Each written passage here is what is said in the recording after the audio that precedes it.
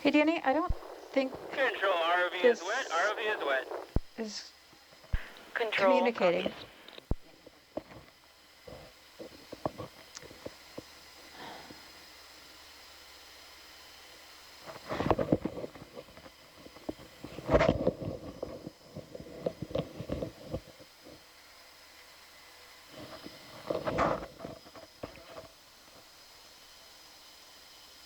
Control is ready. Here we go.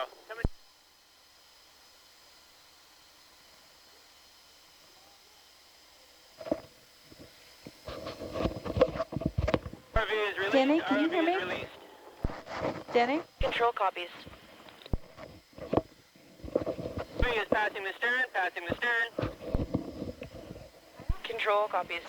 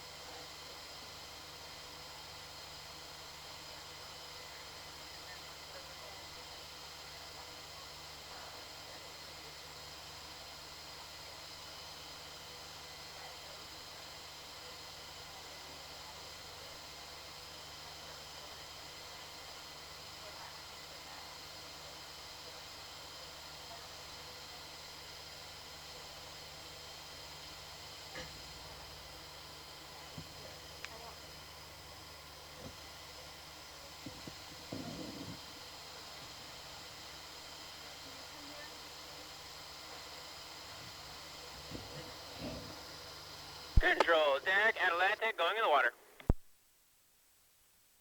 Control copies.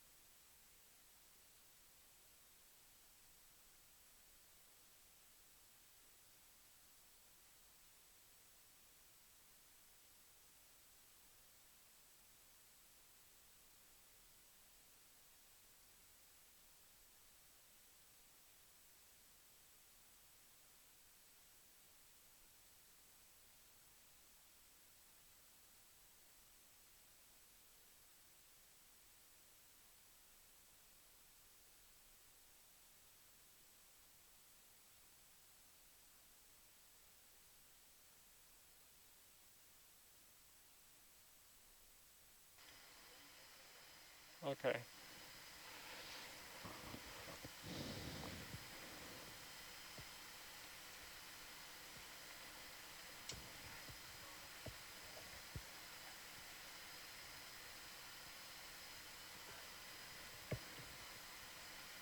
Atlantic is in the water, heading down to 50 meters. Control Copy. copies. Hook is dive, dive, dive. Herc is dive, dive, dive.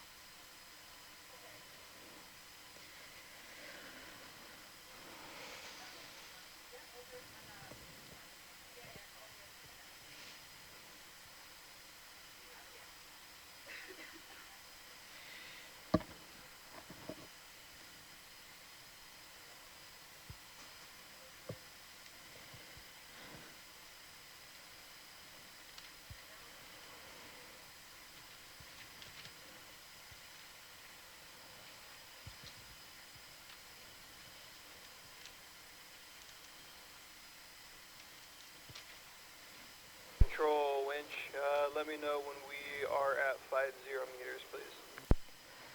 Copy, winch.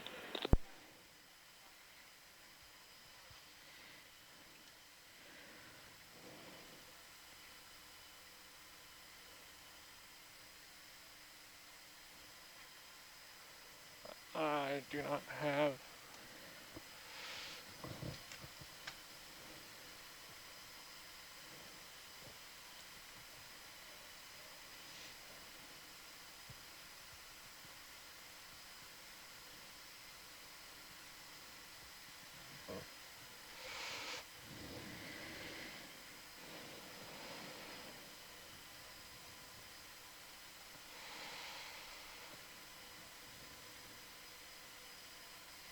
Are we getting tracking?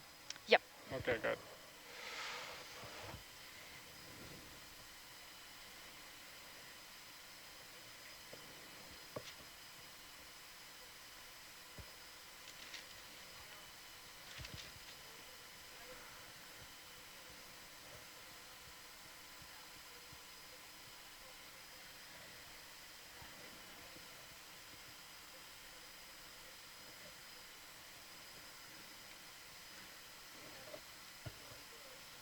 Ah, there's my farm. Pharaoh.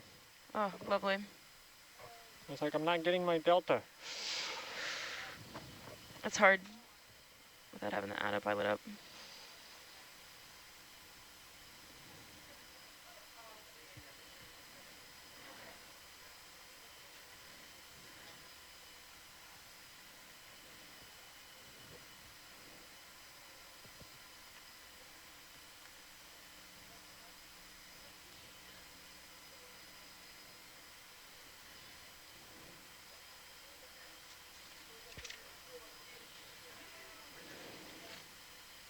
We're at 5 meters. Deck control. Oh, scratch that. Control, winch control. Go ahead. We are at 50 meters. For that, I'll stop 50 meters. Control is being sent to the van. Copy.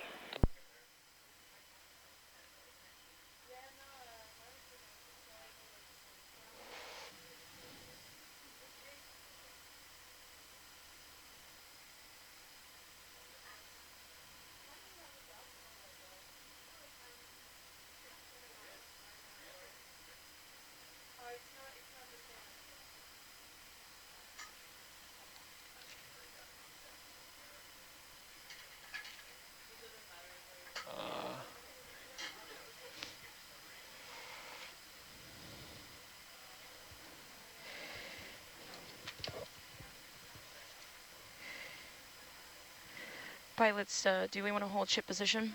Yeah, go ahead. Copy.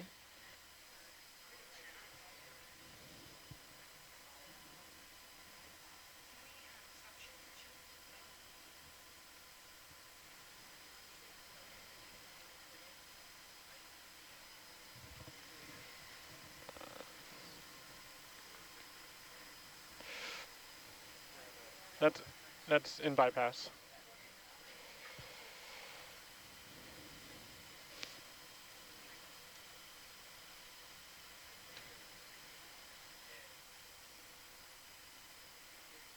I didn't zero my tether wraps. Zeroing now. Huh?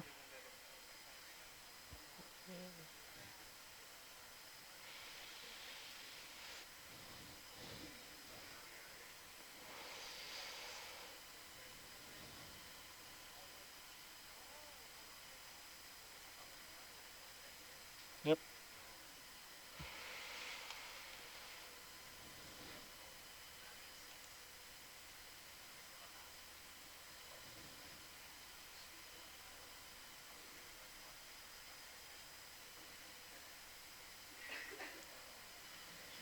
And then multi-puffer probably.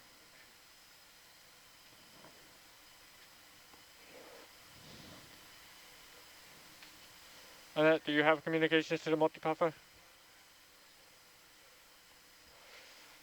Annette's not at it. Okay.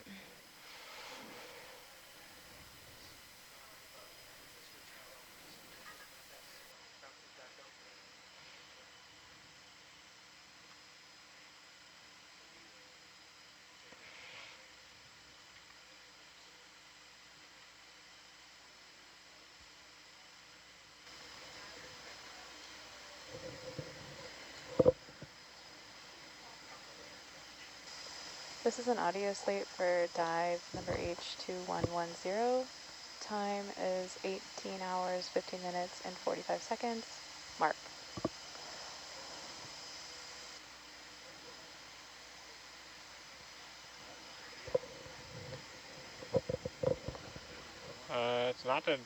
It's not the multi-cover.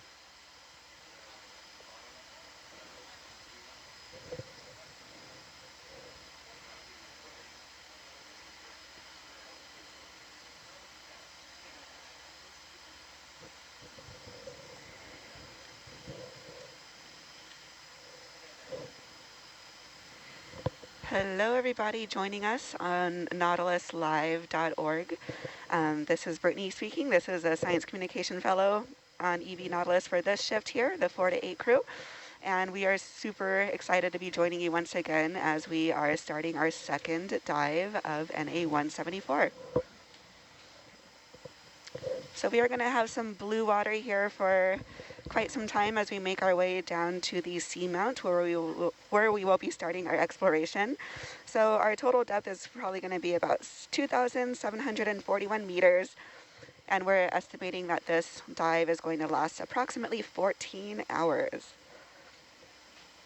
So we're exploring the seamount in the hopes of gathering more data or more information about the biological aspects as well as geological aspects of this area.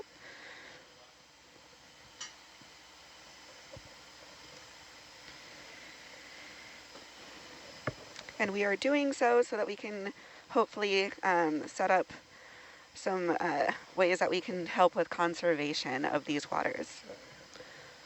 So we do have our live stream going on there. We do have our chat available. So if anybody would like to ask us questions, comments, anything like that, keep us company as we make our way down to explore this really amazing seamount. I don't have a hydraulic level sensor. You don't have a... are you on Herc data?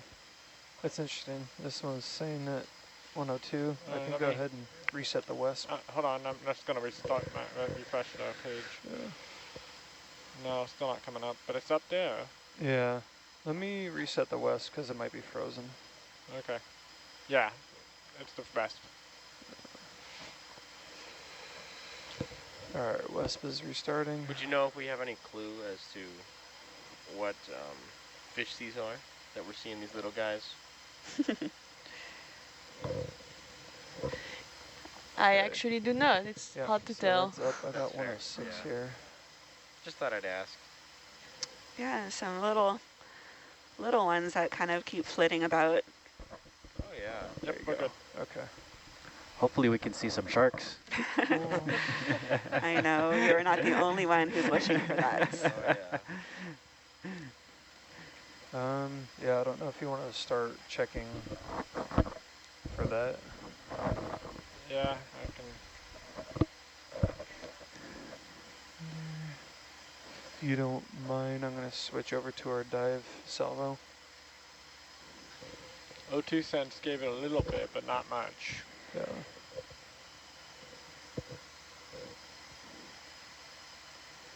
Not CTD. Are you good with me changing to dive salvo? Yeah, go ahead.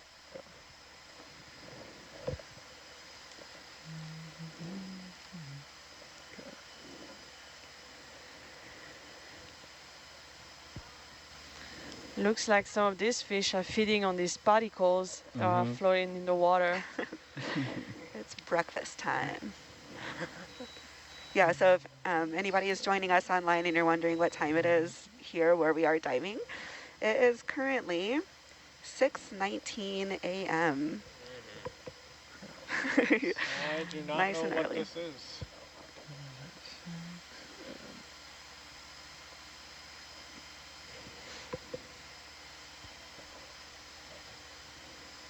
My lights are on. Lights are on. I can go ahead and come down on the Atalanta's camera and give you... There you go. Yeah, I'm not seeing where that DC ground fault's coming from. Okay. You said it was the O2 one gave us a little bit, yeah. Gave us a bump, but just like a couple. Yeah. It's like we're just waiting for something to pop up. Might have to give it a... I think it's frozen because I know. It's very it's been off ominous. the ground. This is... I Or, No, I mean, mean- yeah. oh, we the don't DC? Something's not call it right. the big blue for nothing. Mm-hmm. When I shut off ground, that should be That's set, the hope, right? right? That one I'm not 100%. What was that? What That's I the can hope, do right? is We see reset something the crazy. Yeah. Mm-hmm. the west power monitor. Yeah. Okay, go ahead and restarting that.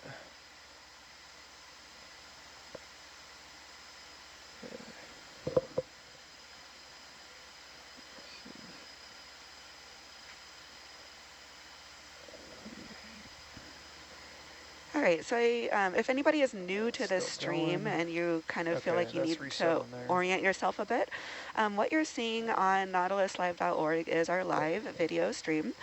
So if I'm correct in Yeah, what you I'm just seeing start on going my down? own personal screen, satellite feed number can, 1 is yeah. a view from Let me Hercules. just finish this real quick.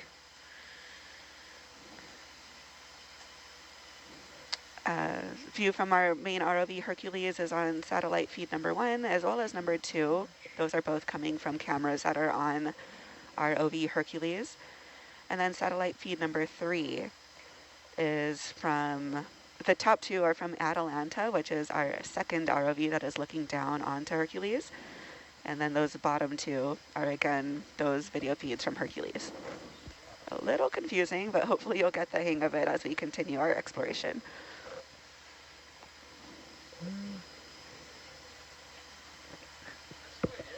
Yeah. Oh, there's a little That's a squid. squid. On Let's go. channel 1, video feed number 1. Teeniest, tiniest little squid I ever did see, but That's crazy. it was there. Love it. Oh. Oh, there it is again Yeah, in there's channel right 2. there, right there. Oh, zoom in.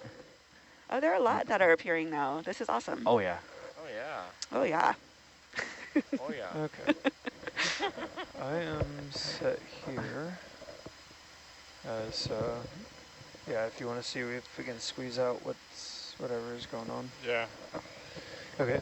On a better note, well, I haven't turned on the auto head yet, but I just want to see if we're getting anything on the thruster for Atalanta. Phase A is low, but B is looking good. Okay. It looks like I can, Yeah, look at them all. I'm happy with that. Sorry. Like, why are you stealing my everywhere. mouse? I was Turning trying off to that.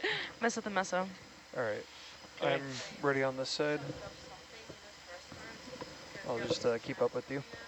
Yep. Yeah, that's what I was thinking too. All right, heading down. Mesos are on. Mm. Creating a lot of food for them.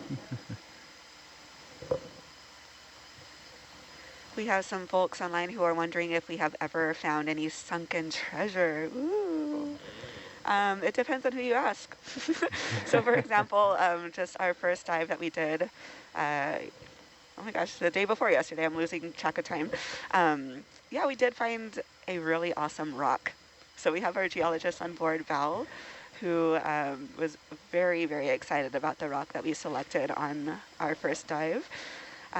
So to a lot of people, it would not be considered treasure, but absolutely to Val, it is considered that because it was a really great rock for being able to get some data about the nature of the sea floor and the specific rocks that we found in that area of that dive site. Going down at 20 meters a minute right now. Okay. Yeah, that rock is really cool to look at too. 70 to 80 million years, right? That's the estimate. Usually go down to what, Mm. 25? Yeah, between 25 and 30. So All that encrusting of that manganese is Yeah. it's crazy to look at.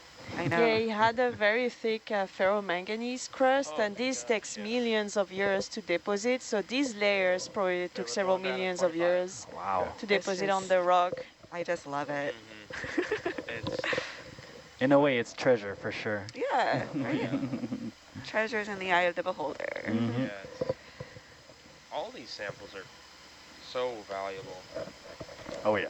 I mean, it's too difficult to go so deep into the ocean that any samples that you collect is extremely valuable. Of course. It's not like, you know, you get a chance every day to go to this depth and see all these animals True. and collect these rocks that are millions of years old. In this area too. In this area too, it's true. And yes, that is a really huge point in this Oh, area yeah. specifically. I mean, these seamounts here have never been explored before at this depth, so we are actually doing one of the first characterization of deep sea habitat in this area. That's history. We're making history. Yeah.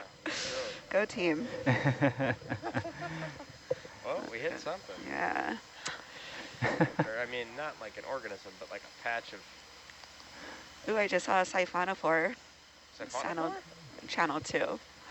It kind of zoomed on by. Hopefully we see some more. But yes, if our viewers online are taking a look at our video feed, and if you ever notice there's this kind of stringy, swirly looking clear thing, that is an organism. So that is something that's called a siphonophore. They're kind of like jellies in a way.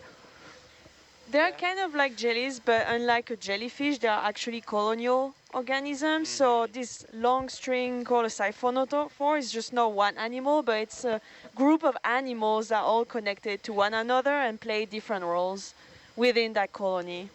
Wonderful. Yeah. Seeing a giant siphonophore would definitely be one of the top of the lists. Like those really long ones. Oh yeah, the ones that are like meters and meters long. These are really cool to see. They're so cool. Yeah, They're you never so know. Cool. That'd be wonderful. The sun's coming up pretty quick. Oh yeah. The sun.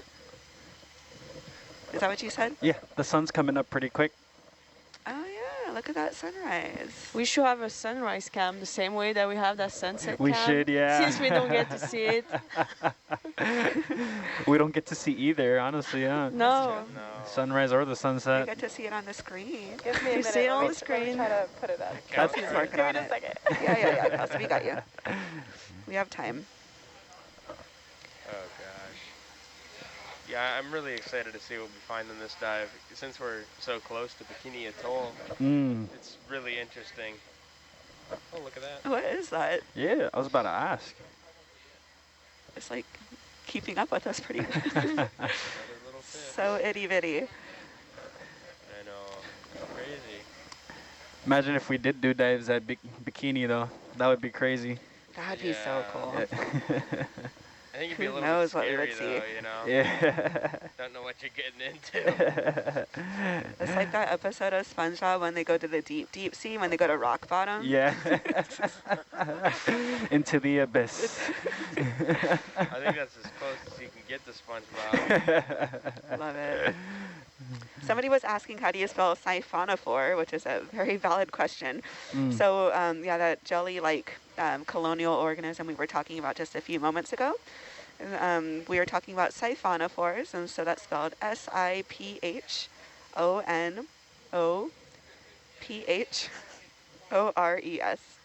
Siphonophore. And people may be familiar with this. How do you call them in English? Portuguese manophore, I think it's called. So these are very common. These are siphonophores. And I guess, unfortunately, for swimmers, this can sting pretty bad in the ocean, but most people are familiar with this. So this is an example of siphonophore. Yeah, for sure. We also have something where I live in Long Beach, California. Sometimes we have something wash up on the shore. It's called a vuvuzela or something like that. It looks to me like a type of manivore, but let me double check. Is it Velela? Oh, Velela. Velela, yes. Vuvuzela. We finally have sunrise cam on the top left corner of SAT-3. Should anyone want to see it? Sunrise cam. Pilots, are you set to head back towards waypoint 1?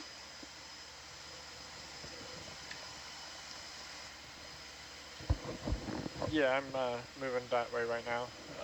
Okay. I can track a little bit of some steps back. A vuvuzela is an instrument, isn't it? I got that way off. Slowing back down a Oh. little bit.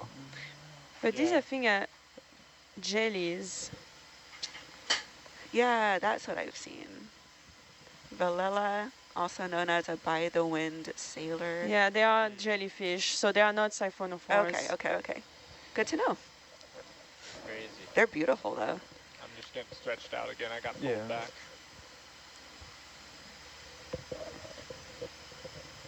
I think it'd be cool to see some of the red jellies that you can see down in the deep sea.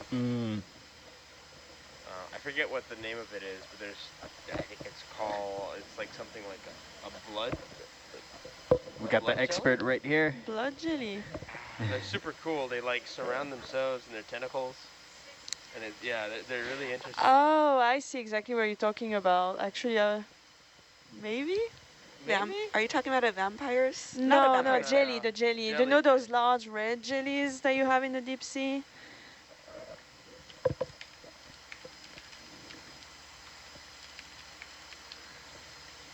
Speeding back up again. No, you're good. I was about to say I'm looking for something completely different. Bloody belly. But it's not the one you were talking about, though. No, I'll look into it here. I'll find her. Bloody belly cone jelly. Ugh, I don't know about that name. Bloody belly. It's got some good alliteration, though.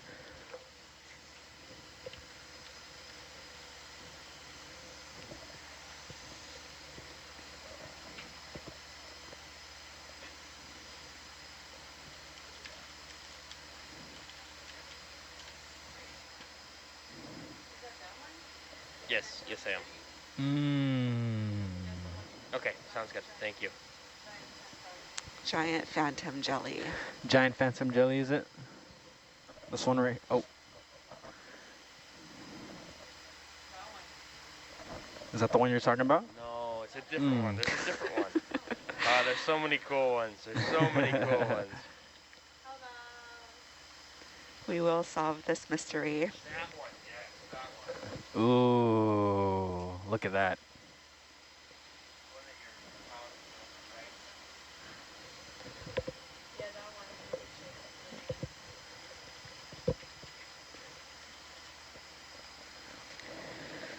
Everything good, Mike? Yep, all set. Excellent. Yeah. I'm solid. I think that launch went pretty well, considering I was jumping between computers. Doing two things. Yeah.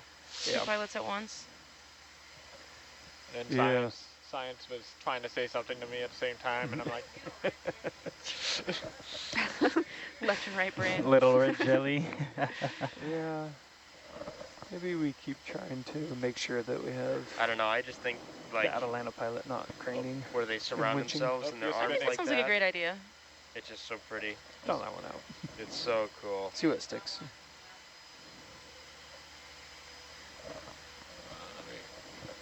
You got spun.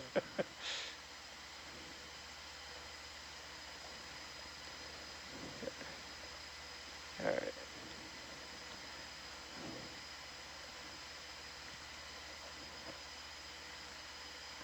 You want me to slow down again? No, I'm just going to lock in a little bit ahead.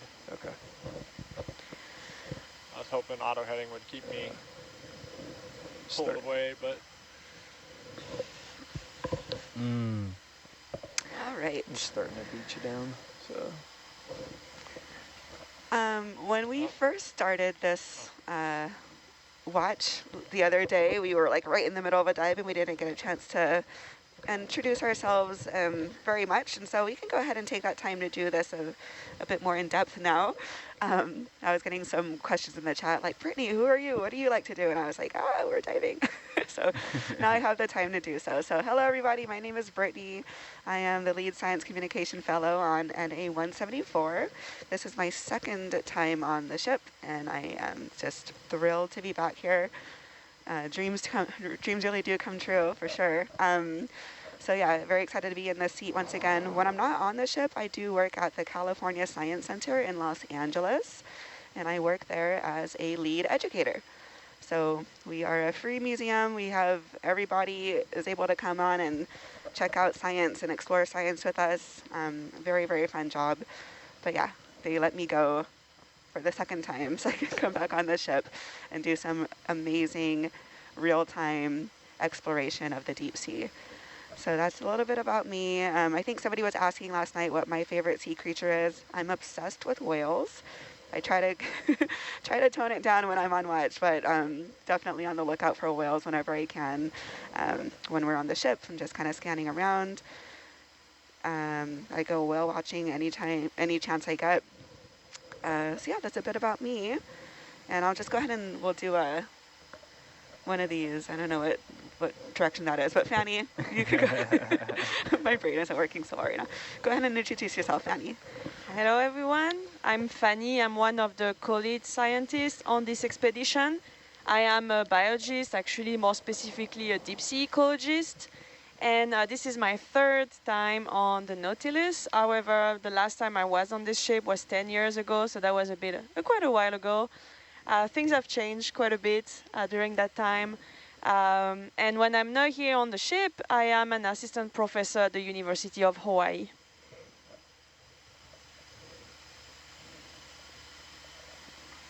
Awesome. And I believe you heard your favorite organism last night or the night before. Well, that was my favorite deep sea organism. If the question is my favorite marine organisms, I think I would say orca. Fist bump, Fanny, that's mine too. I was trying to keep it general, like I love all whales. They are very smart. They look really cool. Fanny. I love these animals. You and I are gonna be really good friends by the end of this trip. Okay, I'm so excited. Thank you, Fanny. All right, Keone. Yo, everyone. Hello, my name is Keone. I work with the Marshall Islands Conservation Society as a reef monitor. This is my first time here on EV Nautilus, so very exciting, you know, trying to learn everything I can. You know, one thing that's pretty interesting to me is I never really thought that we'd be doing these type of deep sea dives here in the Marshalls. It was one thing I've always doubted my entire life, but here I am. Just excited to be here, really, yeah. I guess what I would say for my favorite species would probably be any type of rays, actually. It's pretty cool to me seeing those guys fly around. So amazing. And yeah, Keone, it is so special that we have you here, somebody who was born and raised in the Marshall Islands, and you're exploring around the waters of your home, which is just amazing. I'm so happy for you, and I'm so happy, feel so grateful that you're on our watch with us. Thank you guys for having me. Yeah. This is a great honor. Oh, we're making history. All right, Mr. Hayden. Yes. Okay, I'll get into it. So, hello, my name is Hayden Niles. I am a ocean science intern on board EV Nautilus for this expedition. I'm originally from South Dakota, Waubay, South Dakota, in particular, very small town. But I go to the University of Hawaii at Hilo for college. I'm a marine science major there.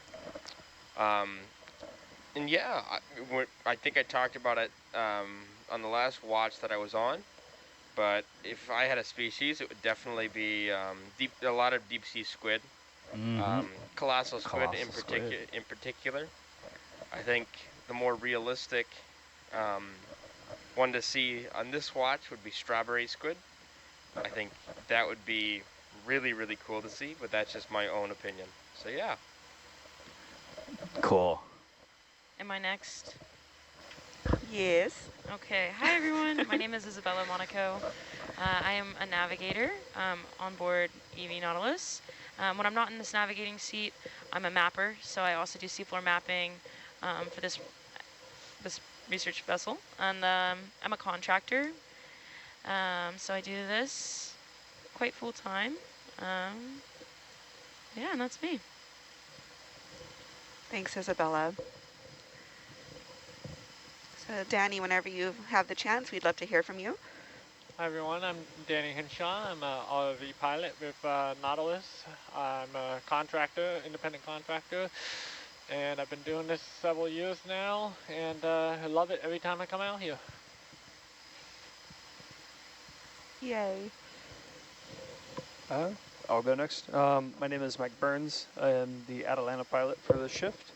As as well, also an independent contractor. So, and then when I'm not in the seat doing ROV stuff, you can also probably find me on the deck as well, deck chiefing. And then my favorite animal are sharks. Is there a specific shark, Mike? Ooh, I am particularly fond of tiger sharks as well as Galapagos sharks. So huge fans. Very cool. Thank you so much, Tiger Mike. sharks. Gotta love them Who said tigers. that? Was that you? Tiger You? sharks. Yeah, heck yeah. Those guys are crazy. They look so cool too. They do look very, very cool. I will agree with that. I guess it's me. Yeah, Kelsey.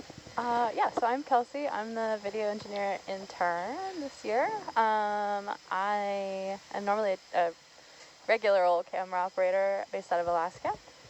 And I guess my favorite sea creature is a sea otter. Big fan. How darling. I love them. Let off a little bit, Danny. Huh? So They just seem so warm. I Yeah. think like maybe I'm just dreaming of being warm right now. I see. But pretty great. Well, aren't they the animal with like the densest fur on Earth? Yeah, per So- inch they have like it's like 1,000,000 hairs or something. Yeah. Just insane. Yeah. It's like so much so that their skin, even though they live in the ocean, like their skin actually never ever gets wet. Mm-hmm. Yeah. It's crazy. So yeah, big fan of those. Sounds great. Oh, I'd also like to amend or like add to my favorite sea cucumbers as well as sea stars. I'm really like Okay. a bottom crawler fan. Little I guess. asterisks there. Yeah, Okay. yeah, that's my asterisk of the day. All very good choices. Oh, also I am gonna cut our sunrise feed, so take in your final moments of that. Okay. All right. So yeah, Kelsey's going to be removing the sunrise feed there on channel 3 if anybody wants to get their last glimpses of the sunrise here around the Marshall Islands. Yeah.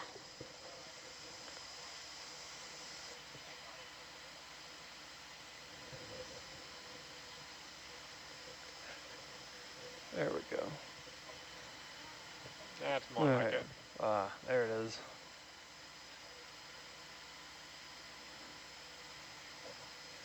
Okay.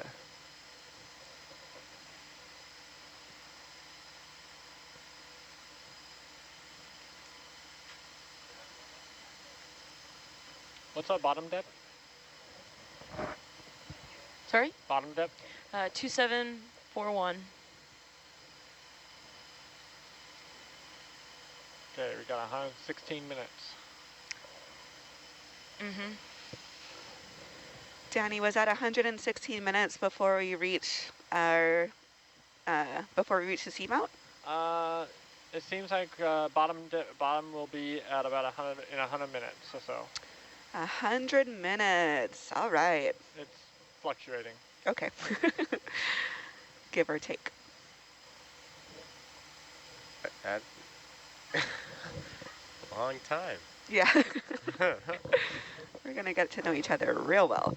Oh yeah. They don't call it the deep sea for nothing.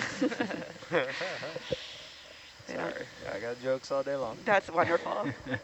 We are here for them. Uh-huh. That's kind of crazy. Yeah, it just keeps going and going. It kind of feels like we're going through like deep space with all the snow coming up. It's like I know. stars coming by. Yeah, what is that called? Hyper... Oh gosh. Hyperspeed? Thank you. Oh my gosh. Hyperspeed. We got 100 minutes of hyperspeed to go. Yeah. 100 light years to go by. Video, if you want to go ahead and zoom to get rid of the vignette. Thank you.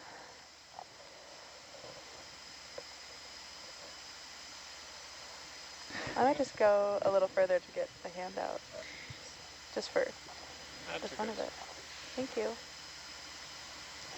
Yeah, we are still in this part of the ocean called the mesopelagic or the twilight zone. So that's the area generally between 200 and 1,000 meters, and it is called twilight zone because you have very little light that gets there, but you still have a tiny little bit of light However, below this 1,000 meter limit, in general, it is completely dark. Some people call it the midnight zone, but basically not much light left. And in the mesopelagic, you also have these pelagic communities that are very characteristic of that area. And a lot of these animals that live at this depth, actually every single night they will swim back up to the surface of the ocean to feed and then come back down during the daytime. So this is actually probably one of the largest migration on our planet, because these animals do that in every ocean every single day, or I guess every single night. Wow. Amazing. And It's called vertical migration, correct? That is correct. And the reason they do that is that at night, when they come back to the surface, it is safer because it is dark, so they are less likely to be predated on by a lot of animals that live at the surface of the ocean and rely on vision to find their prey. So at night, they are relatively safe, and then during the daytime, to avoid predators, they swim back down to the deep ocean. Super cool. Oh, there's a siphonophore.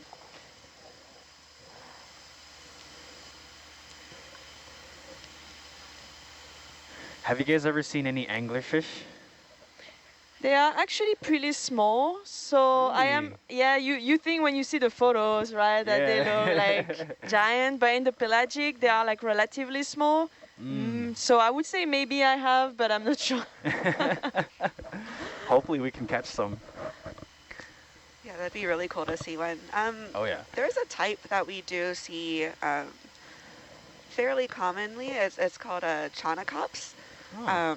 So it's, I believe it's like a type of anglerfish, not the one that you would, the one that you normally think of when you think of an anglerfish. It doesn't look like that really scary with like the teeth and all. Yeah. So we all, at least I think it's very, very cute. But it does have a lure in the front of its head that is very typical of those anglerfish. So hopefully we do see a chaunacops on one of these dives. But yeah, like the other one, like the one in Finding Nemo. Yeah. Yeah, I haven't seen any of those. And I don't know if anybody else in this van has or not, but that would be so cool to see that. That's something I want to see. Wasn't there a video of like one of those anglerfishes that came up pretty close to the surface just recently? Yeah, that was in the news, right? Yeah. That, which is not like a normal behavior. Yeah. But yeah, there was one observation of an anglerfish going really close to the surface. I think that was the one that was dying, right? Yes, it was not normal behavior.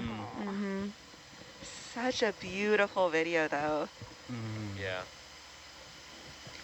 Yeah, that was all over the news.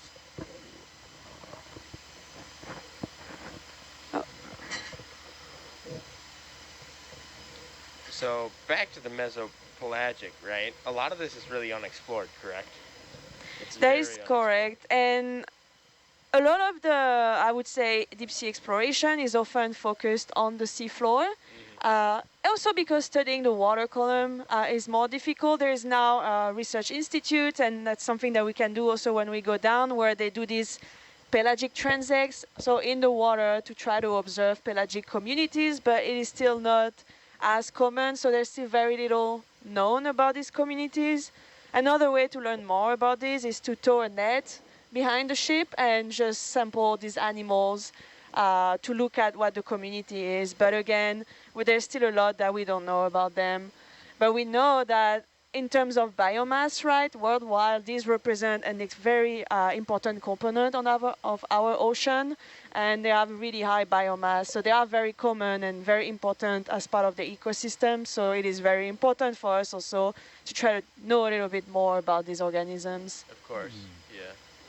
But then again, you know, like you said, it's really hard to explore an area where you don't have anything to compare it to, you know? And it's such a large area too, right? Already the seafloor is a giant area for us to observe. Like I always think about like exploring the seafloor as the same thing as if you were walking around the forest with a little lamp and you're exploring the forest in that way. I mean, there is very limited. You're only seeing what is, you know, right in front of you, that what you are putting your light on. And the pelagic is even like, it's a three-dimensional environment. It's even a larger habitat than the seafloor, right? So there's still a lot to explore. Yeah, for sure, for sure. Plus, these animals are moving, unlike a lot of the benthic organisms on the seafloor, they're either attached to the seafloor or have a limited mobility. I like that forest analogy. Yeah. It's a really good way to Oh put yeah. it.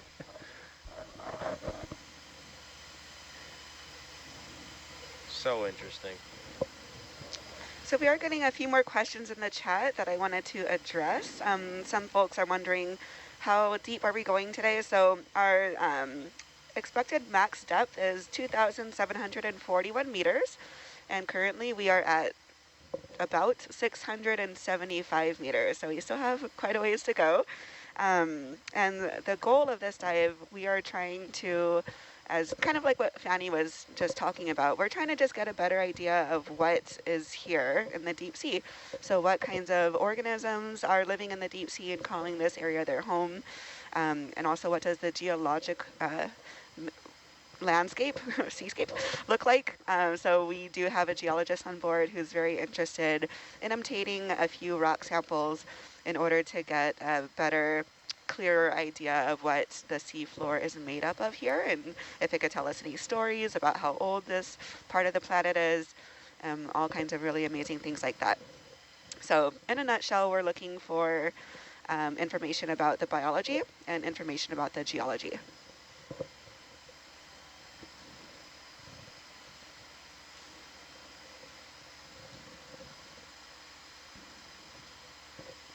Basically all the information we can get. You know?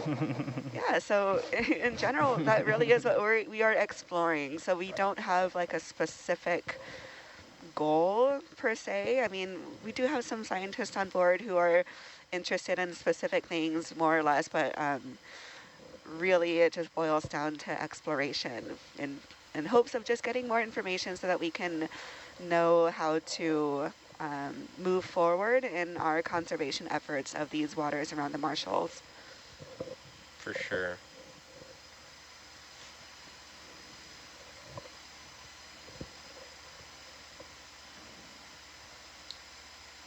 I think that's the coolest part, is that, you know, we do have a lot of goals in mind. Like, there's a lot of things that we want to collect, and there's a lot of things that we want to see and make sure that things are doing all right and kind of get that baseline. But at the same time, we have the possibility of finding things that could help us so much in the future. And I think that's the main, or at least to me, that's one of the biggest things, is that discovery portion.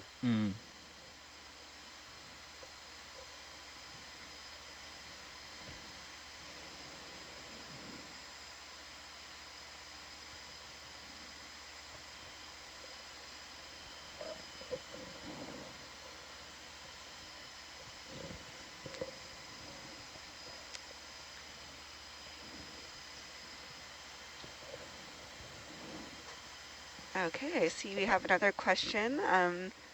Hello, George from the Science Center. Thanks for tuning in. Somebody back at home is watching.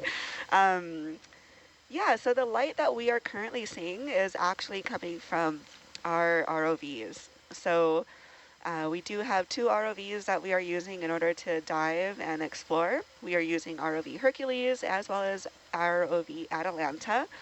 And those ROVs have their own lights that are attached to the robot. So the light that we're seeing now is because of those flashlights. If we were to turn those flashlights off, we would just see complete darkness. And just for a fun fact too, we have the iris like fully open, so the camera's bringing in as much light as it can, and this is still like this is as bright as we can make the cameras. I love it. Thank you, Kelsey.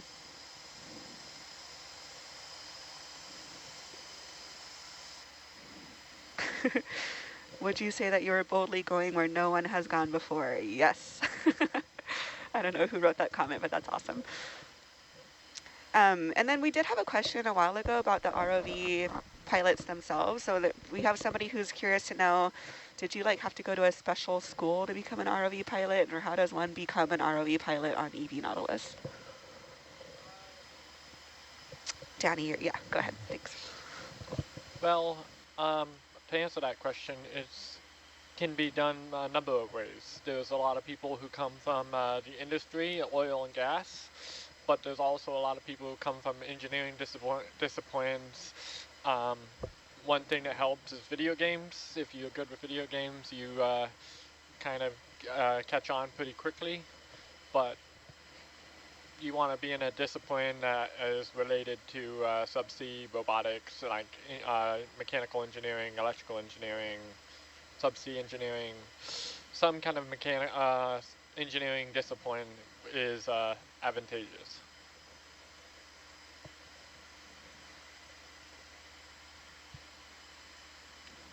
Hopefully that answers your question. Yeah, it does. Thank you. I was leaving some space for Mike if he wanted to chime in. I would just say on top of that, like there's no one single direction. A lot of the pilots that you'll meet here have come from all different backgrounds and stuff. So I'd say but one thing that we all share is just, I guess, yeah, like Danny was saying, like kind of like an engineering mindset. So, or just how things work. Some of us are a little bit stronger in electrical engineering, some of us in hydraulics, some of us in mechanical. So I think it's, there's no clear one way or not, but yeah, having that mindset is definitely key. Thank you both very, very much. I'm sorry to chime in, but out of curiosity, is there something, is there a specific discipline or is there a specific skill that you think is really valuable when it comes down to ROV piloting? Yeah, the ability to look at 15 different screens and 7 different monitors and think of everything that's happening at once. And stay calm. And stay calm and manage the system. And have like 9 different people talking in your ear at once. Yeah, you all are doing great. Thank you. So ADHD is a superpower. Yes, I love that. It's all in how you utilize it, right? Mass amounts of coffee. That was great.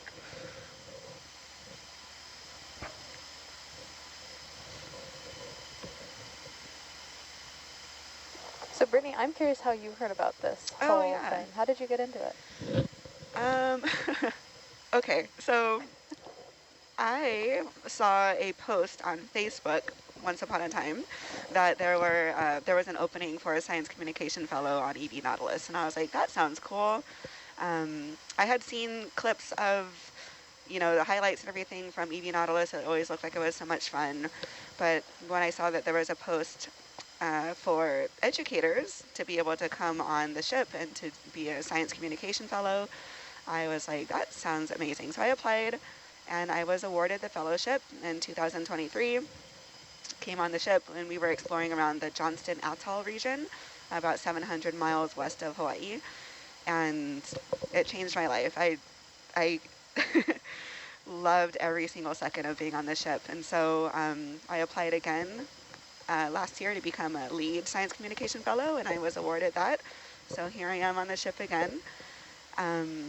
Yeah, I've always been super interested in anything ocean. As I said before, I'm obsessed with whales, but my love of the sea does not stop at whales. So I've always been curious, always been passionate. I used to volunteer at a local aquarium back at home. I got different internships. I did coral reef restoration and ecology in the Bahamas. I worked as a naturalist up in Alaska. So just any opportunity that is similar to this one, where I'm able to be out in the ocean, telling people about the wonders of the sea, I'm like all on it. So yes, Facebook is what brought me here. That's crazy. That's really cool. I know. One little click.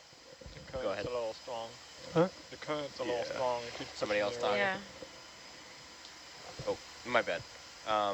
Would you say, so, right, you've learned all these different disciplines. It's kind of the same question as the ROV pilots. What skill do you think has served you the best as a science communication fellow? Passion and persistence. So I mean, I do have a background in aquatic biology. I went to UC Santa Barbara and got my degree in aquatic biology. So yes, I do have that part of it, but I think that more than anything, passion is what will get you in the seat. I'm like on the fence of if I should share this or not, but there was a class that I took in college at UT Santa Barbara that was a focus on deep sea biology, and I did not do so well in that class. And it's kind of ironic because even though I didn't do very well in that class, I still am here on Nautilus, and for the second time. Oh my goodness, what was that? So cool. Is that what you were looking for? Did you see? That was there for a split second, but that was amazing. Super cool jelly. Yeah, that's an awesome jelly. Yeah, Oh, there it is. again. Wow. Wow. Go ahead and highlight Did you get it? that. Oh, wow. Let's go. I think I got it. Nice. Oh, wow. Look at that. Wow. Beautiful. Look at that, you're getting your wishes granted. Oh my Can you wish for more things know, so can we you can wish see for more? them? Where's that strawberry squid at? Next, that's the next one. That was so That was amazing. cool. We got a good look at that one too. Never seen anything like it. Anyways, please continue. No, it's Sorry. fine. No, that was a very valid interruption. I don't even remember where I was. Oh yeah, not doing great in my deep sea bio class. But yeah, so for anybody who's interested in doing anything similar to this type of work, you probably will have some road bumps. You'll probably have some moments where you're like, I don't know about this, or like, I don't know if I'm cut out for doing this type of work. For me, I feel like what served me the best was just my depth of passion for this type of work. So yeah, resilience, passion, curiosity. When I was on the ship last time, another one of the science communication fellows, she does not have a formal science background, but she's a very, very skilled artist. Very skilled artist. So she was able to be on the ship as an artist and tell stories through her art about what we're doing on Nautilus and the importance of the work that we're doing. And that's one of the things that I love about this organization is that they don't only seek out people who are like hardcore science all the time. Yep. There's a place for that, but there's also a place for people who are artists and storytellers, photographers. Yeah, just there's more than one way, more than one path to get these types of positions. That's my rant. I'd say that's Very valid. yeah, very valid. You know, there's a lot of power in that try again mentality, you know. And yeah, I mean, everyone has their setbacks. I've had more than I can count. And so, yeah, that is, yeah, very powerful. Just got to keep pushing, keep swimming. Just keep swimming. Yes. Always. Okay. Yeah. Go for now. Sounds good. Yeah. Yeah.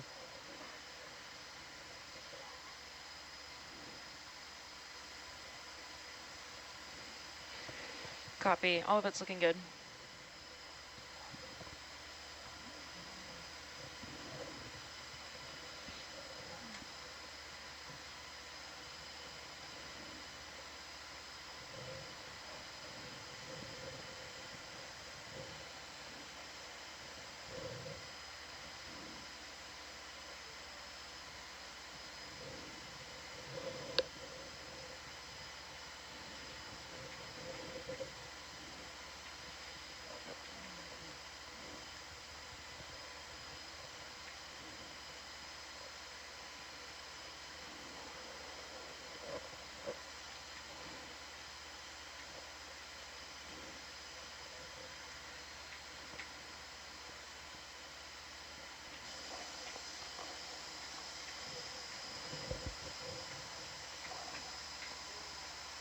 Keone, I'm curious how you got involved in everything in the Marshall Islands, like all of the conservation work you've gotten into. What's the story for you? Oh man, where do I begin? I mean, growing up, obviously growing up, being completely surrounded by the ocean, you know, I kind of was born into being in this field. And as I grew up, my family was always very involved in um, the conservation of our oceans in the Marshall Islands. So um, I moved back from Oregon, got into Marshall Islands Conservation Society as a reef monitor, and I was given the opportunity to come and check out the EV Nautilus workshop. And just from there, I was very interested because I've always been wondering what's down there out here. So I mean, it's been a question I've asked myself all my life, and just to be able to have that chance to experience it and actually get a good view of what it looks like down there, I had to. I just had to take it. Went straight up to my advisors and pretty much begged for it. You know, like Brittany said, it's all about your passion. So I followed that. That is super cool. And you grew up on the Marshall Islands, so you spent your whole life here. Born and raised, completely surrounded by the ocean, 5 feet above sea level. Wow. Did you say 5 feet? 5 feet above sea level. That is crazy. We don't have that much land, and we don't have many mountains out here. We don't have mountains at all, actually. So it's not that big. It's not that big of a place, but it's home. It's beautiful. Again, so excited to have you with us. Thank you again. Definitely blessed to be here. Heck yeah.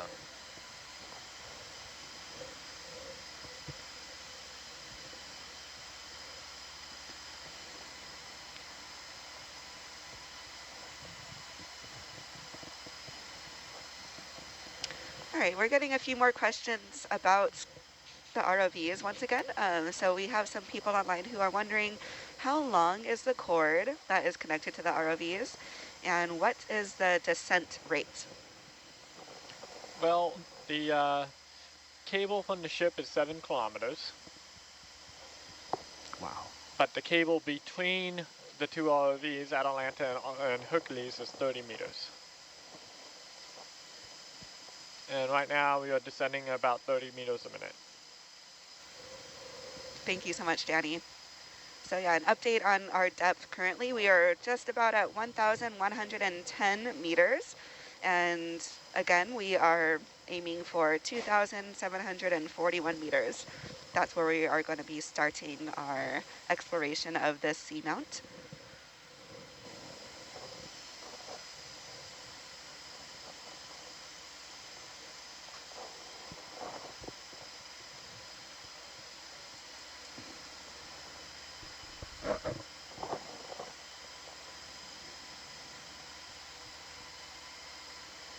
And then we have a really sweet shout out, Mike Labriola, that is on board. Yes, your daughter Lexi is watching.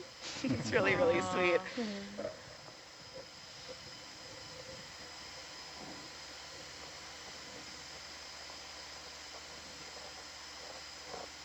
Data engineers are the unsung heroes on board. Truly. We couldn't do it without Mike. Keeps the internet running so that we can broadcast out.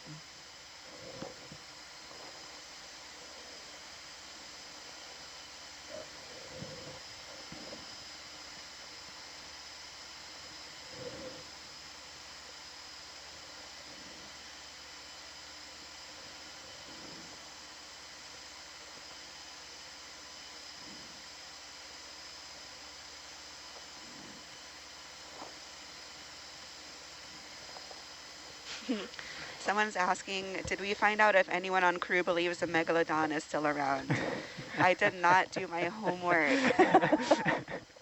I did not do my homework and ask everybody on the ship if they think megalodon is still around.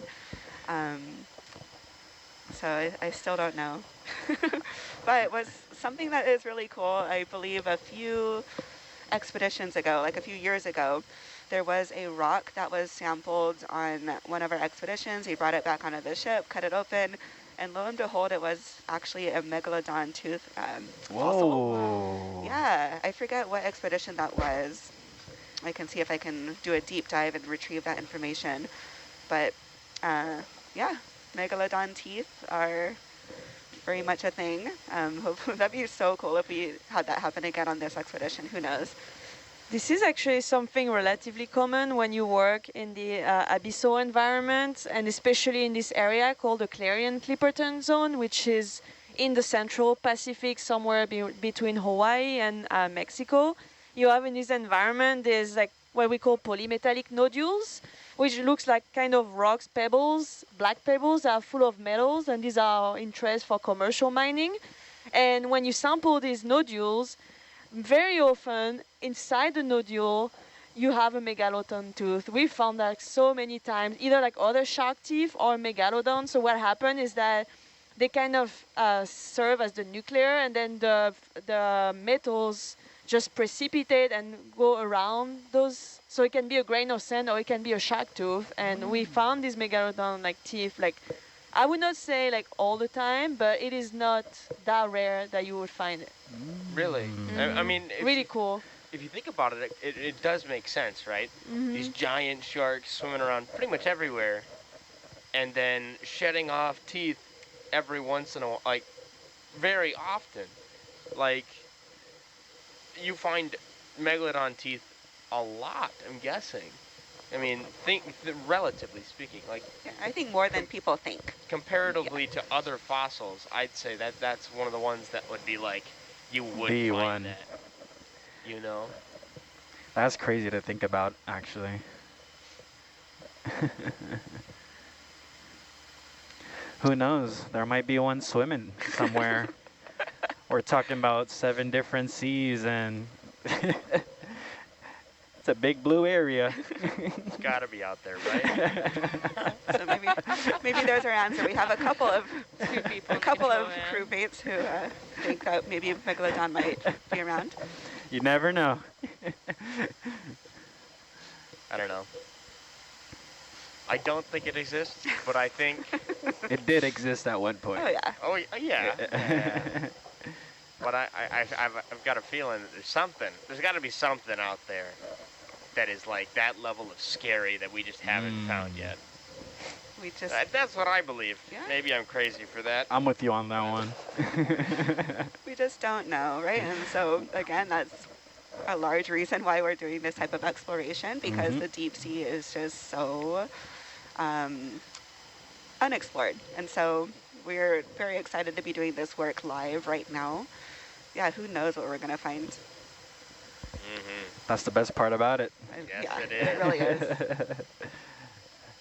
I think that would be. I don't know how I'd feel if we had a camera taken out by something. That'd be something else. Imagine if they took the whole ROV. That'd be crazy. Not Hercules. No. Anything but Hercules and Atalanta. Right? I think I don't know. Somebody had asked me that kind of a similar megalodon question earlier on, and it's like in that scenario, what do you do, right? And take out the ROV, then we're just like stuck on the ship, you know? I don't know. Crazy to think about. Hopefully we don't need to find out. I agree. We do not speak ill of ROVs.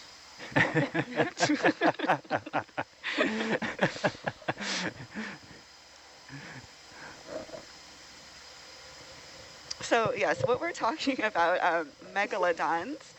Megalodon is or I should say was, asterisk, a really, really large prehistoric shark. So if you think of a great white shark that we have in our oceans today, multiply that shark by like 5 to 7, maybe? Maybe more. Maybe more? Yeah, so it's just a really, really large shark, probably about 50 feet long.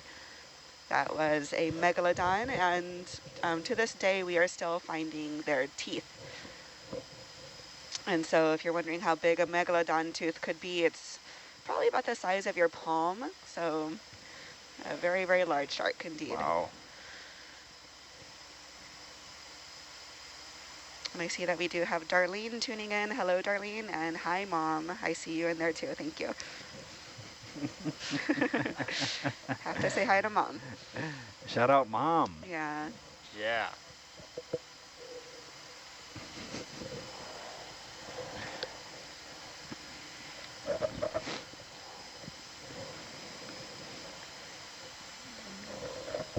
But you know, okay, since we're back on that, I guess I shouldn't bring it back to this, but I think an interesting thing is like the idea of the living fossil, right? You know, like the coelacanth, you know, stuff like the nautilus, where they just haven't evolved for how many years.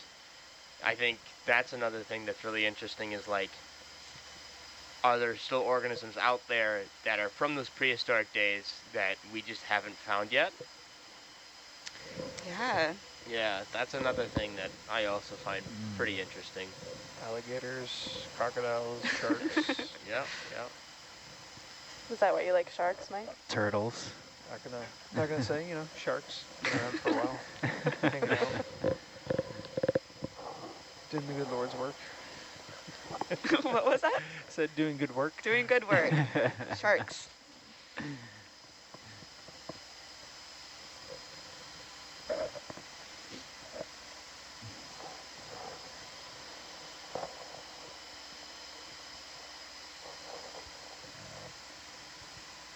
Somebody is asking about, is this another unexplored seamount that we are going to dive today? And the answer is yes. So this is a seamount that was mapped back in 2002. So quite some time ago. So there was some mapping that occurred here, but there has never been a dive with an ROV to take a look at the biology or geological components of this area. So definitely uncharted territory that we are exploring today. Super exciting.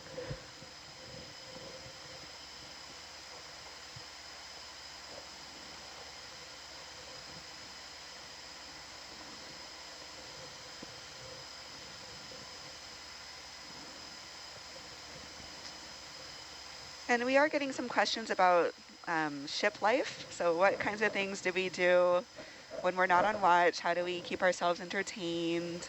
What is the food like? So I'll go ahead and I'll start off. We do a lot of puzzles.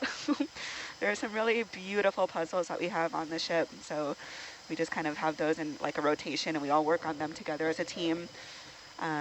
We do have some movie nights. So there's like a little lounge on the ship. We're able to kind of just have a cute little movie night here and there. Definitely spend some time on top of the ship. It's called the monkey deck. And it's like the prime spot to do some stargazing. So because we are here in the pretty much middle of the Pacific Ocean, light pollution is not a thing. So we are able to see the stars very clearly, and especially the Milky Way. I never get tired of seeing the Milky Way on a clear night out here. I don't know if anybody else wants to chime in on what you do to pass the time or when we're not on watch. Yeah, on top of all these things, I think that food has been pretty central to this expedition and any expedition in general. And so just we have regular meals like you would have on land. Lunch, dinner, we have some cake also in the afternoon as a snack. So that also helps structure the day as well, especially when you work 24 hours a day, that it's nice to have some kind of structure that is not related to the work that you're doing. So this is also pretty important. And I would say after that, definitely the puzzles is really fun.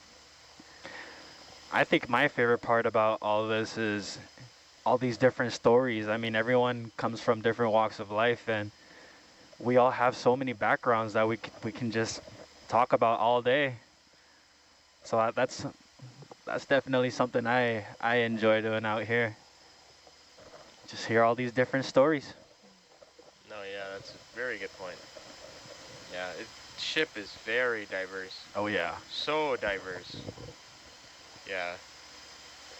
And there's a lot, you know, for how I guess I shouldn't say how small the ship is, but like for how, you know, isolated it really is. There's a lot to do. Like a lot of things to look at. Like we have a lot of puzzles, there's a lot of movies to watch. There's a lot of books. There's a lot of books if you're into into reading. I've been trying to read one myself. I forget where I was going. Plenty of activities to keep us Yeah. busy, for sure. Yeah. But I think also enjoying like simple things of life that we Oh, don't yeah. take the time to enjoy when we're in our everyday life on land. Like, you know, spending like 1 hour or two just watching the stars. Like, how often do you do that in your everyday life, you know? Watching the Sunset, the sunrise. sunrise, like all of these things, like just really taking the time to do that, which we generally don't do, I think is pretty precious. It is, yeah. The monkey deck is really nice for Oh, that yeah. because the Wi-Fi doesn't really connect there. Exactly. And so it's really nice to go up there, even if it, you know, music, no music, and just look. Time to connect with the world. Yeah. It's really cool to like watch the horizon, see if you see anything. Like, especially on the calmer days, because then you can see if something makes a splash or not. And that's really cool, I think. Seeing Quaj was pretty cool yesterday, actually. Yeah. When we passed by Kwajalein, that was pretty cool. Yeah. There was an island that we passed by, and it was just barely on the horizon, Mike, this is but Kelsey. we took a look Are at it with you- binoculars. I just want to, for the pass down, those two cameras are just And not going to turn on the whole. It was just super neat. I forget exactly what it was. Kwajalein. Kwajalein? Yeah. Yeah. But Fun fact, Kwajalein is the biggest atoll in the entire world.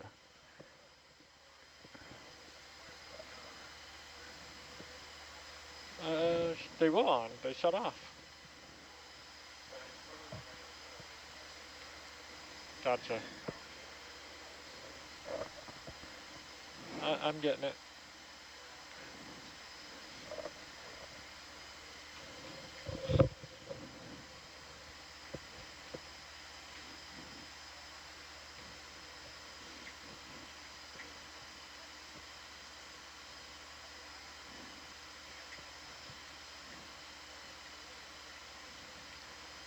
I'm like, I remember turning them on. Yeah.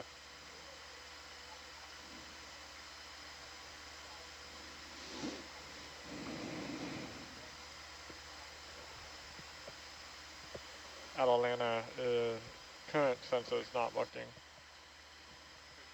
Atalanta's, yeah.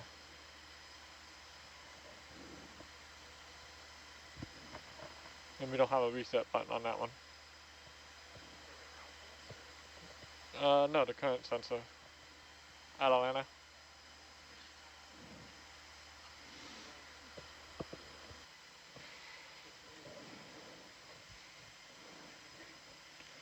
Yeah, that's the old school. The current sensors are on the ESP32. The other ones are on the main board.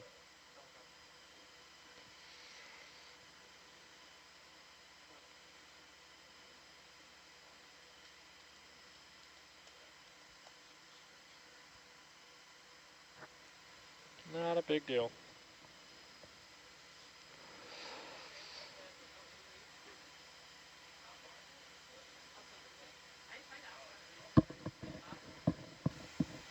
$1,100 meters left for getting there. Did the current change direction? Because we were Getting going there. that way, and then like all of a sudden we're like up here now. I don't know. Maybe it's within the water profile. I guess. I don't know. We're getting dragged south now. It's getting dragged north.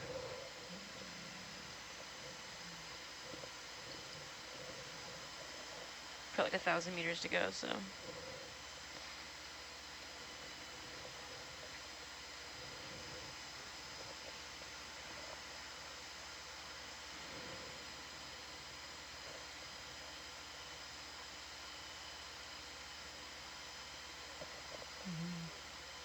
Slow down. I'm using thrusters, so you're gonna catch up. Yep.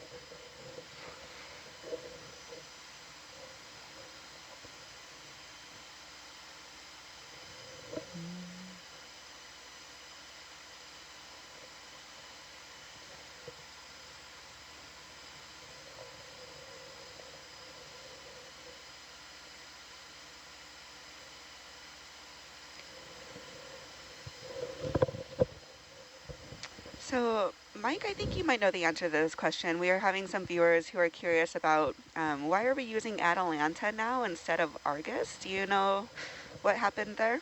Yeah, so Argus is not gone.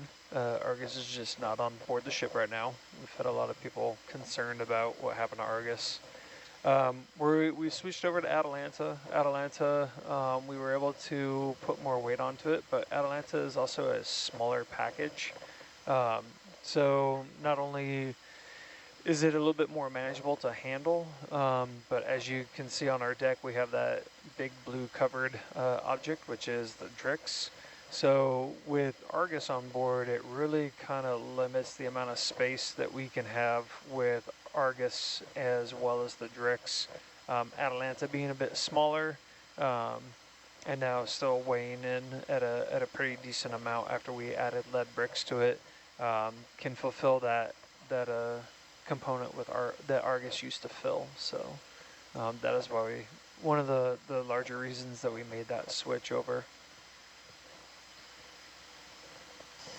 And on camera 3, you can see the Drix on our deck. There's that Drix. Thank you, Kelsey. Yeah. Yeah, so on our expeditions, we use a multitude of different technologies and machines, robots to help us do this type of exploration. So I believe, as Mike was just saying, the ROV Argus is, you know, it wouldn't fit quite as well with the type of exploration that we're doing this season. It's a little bit too big. So instead of using Argus, we're using Atalanta for these dives. Argus still around. Argus is, yes. A lot of concerned people when we made the switch initially. There are some emotional attachments to these robots, and I totally get it. Like when I saw Hercules for the first time, after being off the ship for a couple of years, I almost like was tearing up. I was like, it's Hercules. Yeah, so it's just, I totally get it. I understand. And then this is a fun one. Somebody's wondering if we play D&D while we're on the ship. Not that I know of. I can't even get anybody to play cribbage with me. Oh my gosh, I'll play with you. Are you person? serious? I'm a huge cribbage fan. We got to do like a tournament or something. Oh, I'm so in. Like, oh my god. Hands down. Oh. Really? I should have expected the Alaskan to play Yeah. a little cribbage. What are you doing after breakfast? I was going to walk around on my neighborhood stroll, but I've got time for cribbage. Okay. I've always got time. I think we have a plan. Personally love to learn. Oh, yes. You can learn very easily. If anybody wants to learn cribbage, I would be happy to teach. I'll give so it that a I can go. have more friends to play with. Should ask our ONC friends Doug and Dirk how many times they have their names on the back of the cribbage board. They really love writing it there after getting skunked. Oh. It's okay, Dirk. I still love you. Wow, that was like the most exciting thing to happen all day. I'm so stoked. No, seriously, that's like a highlight from my day. Yes. Love to see it.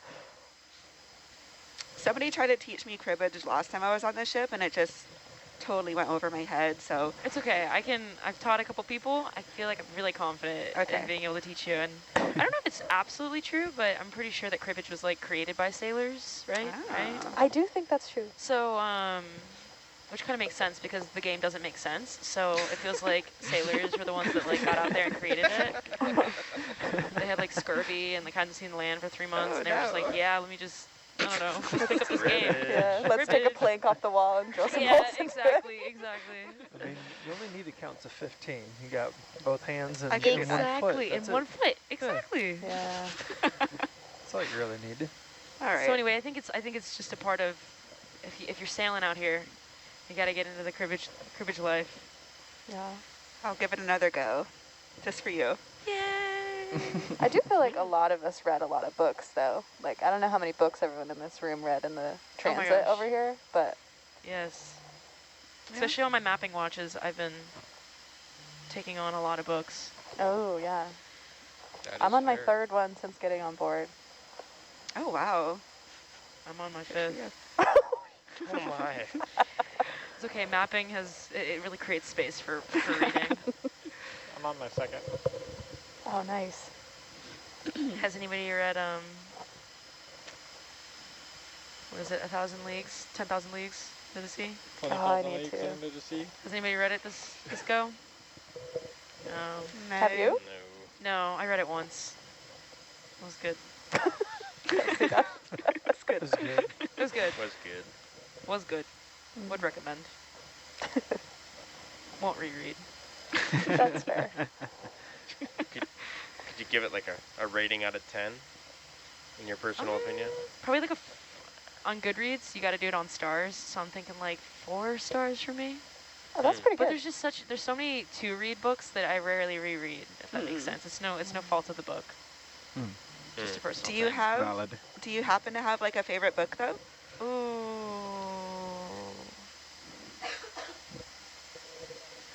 I don't know if I have a favorite book. We're always doing favorites, and I find them really difficult. I'm Like sorry. sea creatures I know. and things, and I'm like, oh, but I like so many things. I'm have sorry. Top You have 3? to pick one This year, to bring onto I a think desert island with so you. far it was Madonna and the Fur Coat. It's like a translated book. It's originally by a Turkish author, and I really liked it. I also read Mice and Men recently. Of Mice and Men. Oh, that's a good one. Gosh, deep cut, but it's Yeah. pretty good. Yeah, but it's Anyway, it's good. I don't know. There's also, I was telling Kelsey about this at the beginning of the expedition, but there's a book called Outlaw Ocean. Yeah. And it is so good, and it just describes like how, you know, the ocean is like the last unmanned frontier, and it kind of cultivates a lot of exploitation on the human scale, and it's a really, really interesting book, and it's done really well by a journalist, I think at the New York Times, and I would recommend that all day, every day to anybody and everybody. The podcast is also incredible. 5 stars. Can you repeat the name of the book, please? Let me double check that I'm saying the correct title. I think it's It is, yeah. Outlaw Ocean. I just bought it after we had that conversation. And it's Outlaw by Ocean. Ian Urbina. That's how you pronounce his name. Yeah. The Outlaw Ocean, yeah. Okay. Thanks, Isabella. Yeah. It's waiting on my doorstep as soon as we get home. Yes. Awesome.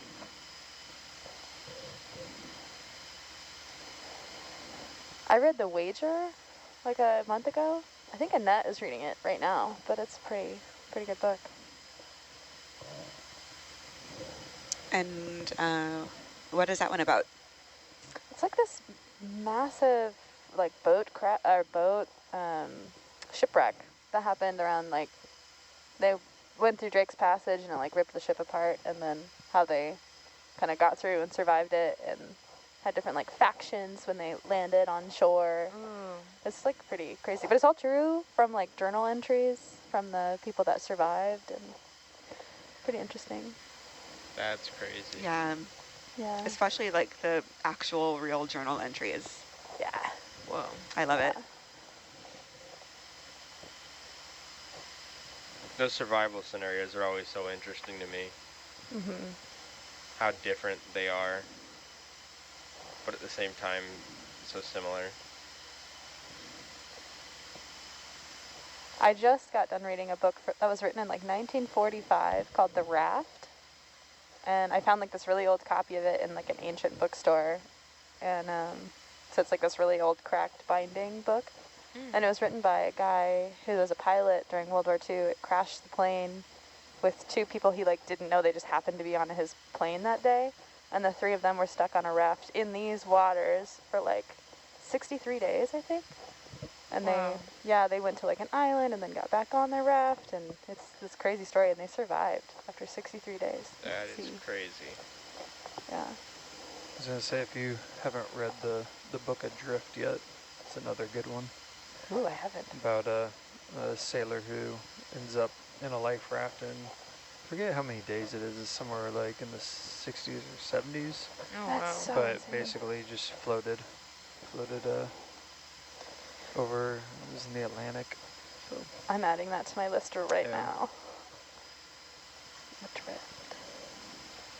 And it's called Adrift? Adrift, yeah. Oh. Wow. We did have a drifter pop up here in the Marshalls back in, I think it was what, 2015? Really? Whoa. Oh yeah, from El Salvador. Oh my Oh, wow. goodness. Yeah, it was a fishing trip gone bad. Oh my gosh. Yeah. And it was just one person? Yeah, one person showed up. It was I believe 2 people on the boat, but you know, I'm gonna reset. something happened. Yeah. The other person had to.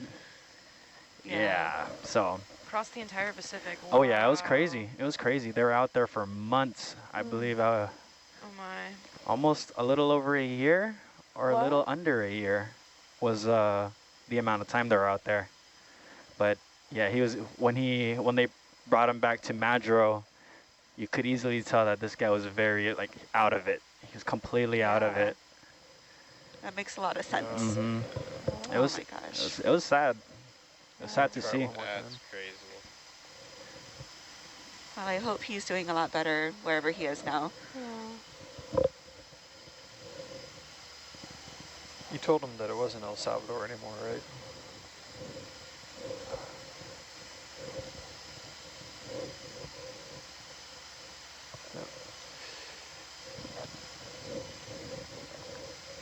You want to log it? Yeah. I was contemplating cycling the power monitor, No, no need. but yeah, if the hotel's not going.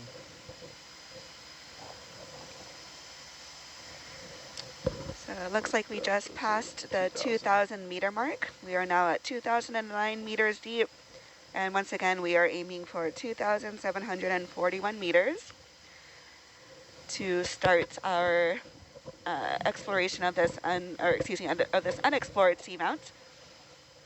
So again, on our expedition of NA-174, we are largely just looking to see if we can get some baseline data about the biology and geological components of these parts of the Marshall Islands of the deep sea.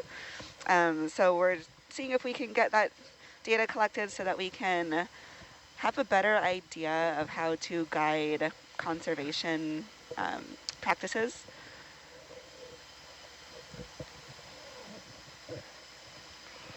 Like what policies need to be in place in order to protect this area in the best way possible. So that's ultimately the goal of the work that we're doing here in the waters around the Marshall Islands on NA-174.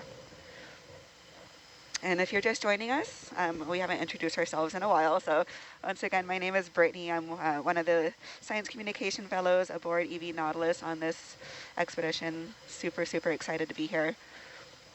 And we also have Fanny, who is our lead biologist on this watch. And Fanny, just a quick introduction one more time. Hi, I'm Fanny. I'm one of the biology co-leads on this expedition and watch leader right now. And I am a deep sea ecologist and working at the University of Hawaii when I'm not on the HV Nautilus.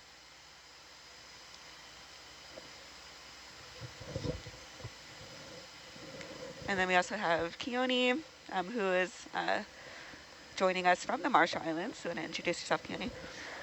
Yeah, well, and hello everyone again. My name is Keone Kate. I'm with the Marshall Islands Conservation Society as a reef monitor. This is my first time on the EV Nautilus doing these types of explorations. And yeah, I mean, we barely get these types of opportunities out here in the Marshalls, so it's a huge honor to be out here.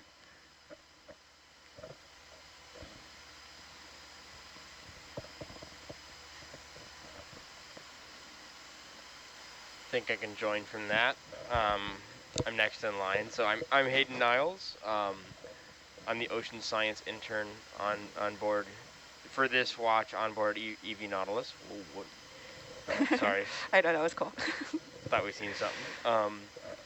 And I'm originally from South Dakota, but I go to college at the University of Hawaii at Hilo. And yeah. Hi everyone, my name is Isabella Monaco. I am one of the navigators on expedition NA-174. When I'm not navigating, I might be down in the data lab mapping. I'm a contractor with Ocean Exploration Trust, and I hail from Boulder, Colorado right now, so I'm a little landlocked, and it's really great to come out here every time and get to sit in this seat and work with all the wonderful people. Hey everyone, I'm Danny Henshaw. I'm a hook pilot for this watch. Um, yeah, I'm an independent contractor, live in Hawaii. And I'm Mike Burns. I am the Atalanta pilot for this watch, also an independent contractor. And if you don't see me in the ROV world, then you see me on the deck as the deck chief. And I am currently residing right now in California, but also from Hawaii. I'm Kelsey. I'm the video engineer intern this year. I'm from Alaska. I think that's all.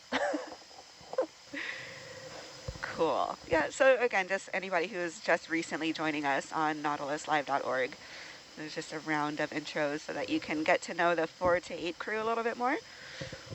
We are going to be switching over in just a few minutes. The 8 to 12 crew is going to be taking over here, probably just as soon as we hit bottom.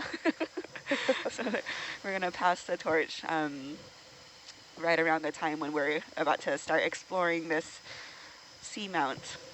But we are still here for the next 20 minutes or so. If you want to send in any more questions in the chat or anything, the 4 to 8 crew is here for just a few more minutes.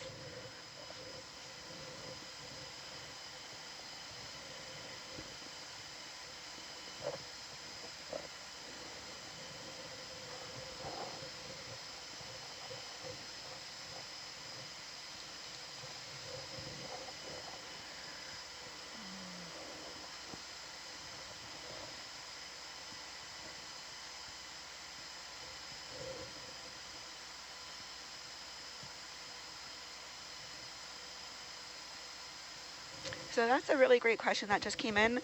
I keep saying that this is an unexplored seamount, right? So how do we know that it is unexplored? And is it because there is no known data? So this area has been mapped before, and it was in the year 2002 that we at least we know that it was mapped lastly. So it's been a while that when there was some mapping that occurred here. But as far as we know, there has never been any exploration below the depths of the seamount. So as far as we know, we are the first to be exploring this particular seamount in the waters of the Marshall Islands.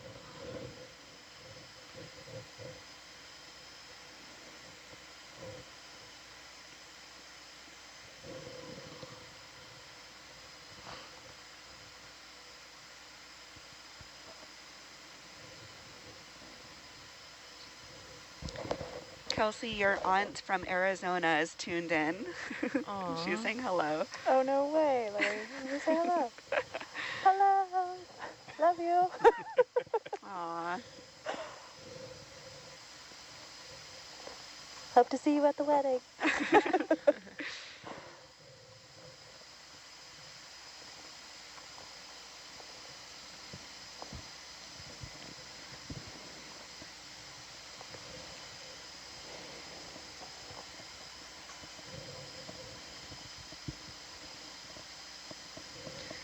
So Fanny, maybe you could speak a bit more to this question here. Somebody is wondering if we have, or if anybody has done previous dives in the Marshall Islands before, and if there have been previous dives, what are some of the big discoveries in this area?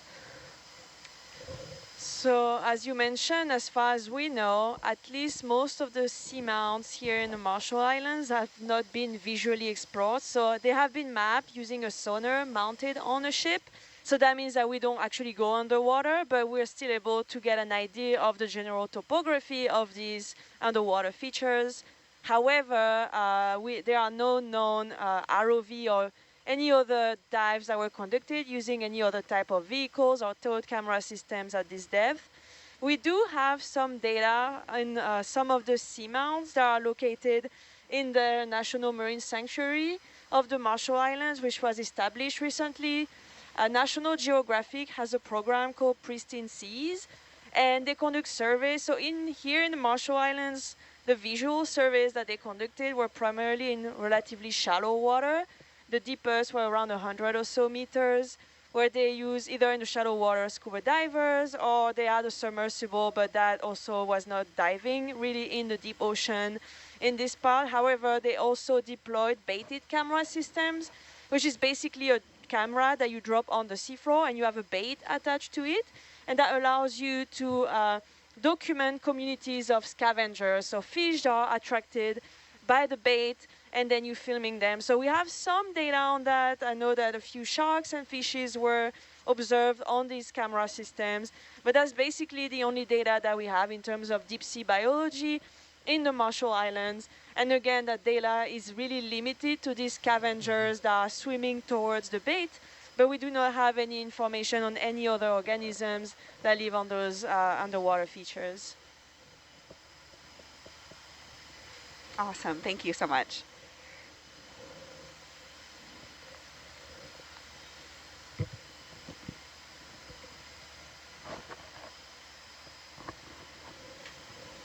$400 to go.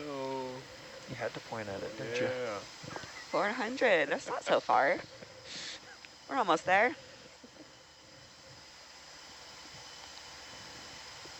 Yeah. you say 400 meters and it's like, that's not that far, but then you think about it. I know, it's far. I'm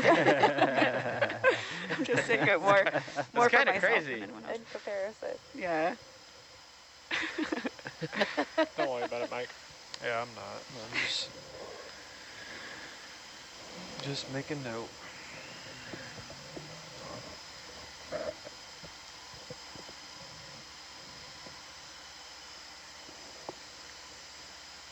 Hopefully we do see something before we have to switch out. I know. Well, I mean, we saw like that really cool jelly, and we That was saw amazing. the siphonophores and the little bitty squid. Oh, yeah. We saw stuff. We got to see Mike on deck doing his thing. Danny using two hands going, Yeah. going across two positions. We make it work.